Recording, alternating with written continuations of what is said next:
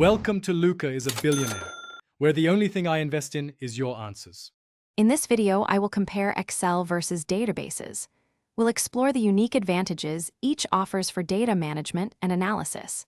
Excel is often the go-to for individual tasks and quick calculations, while databases shine with massive, complex datasets.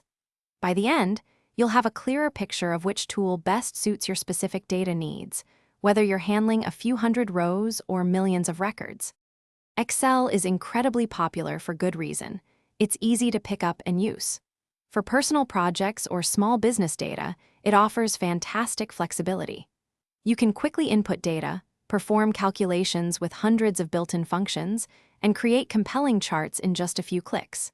It's perfect for tasks like budgeting, simple inventory tracking, or analyzing a few thousand rows of sales data.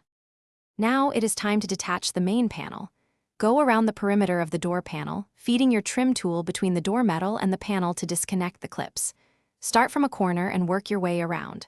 Once the panel is loose, disconnect the electrical connector for the window switch. Then, unclip the door latch cable, rotate it 90 degrees, and slide it out. Finally, disconnect any other electrical connectors, such as for the tweeter speaker.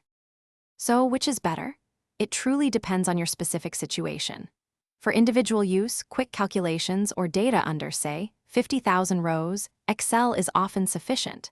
However, if you're dealing with hundreds of thousands or millions of records, require stringent security, or need multiple people to access and update data concurrently, a database is the clear winner.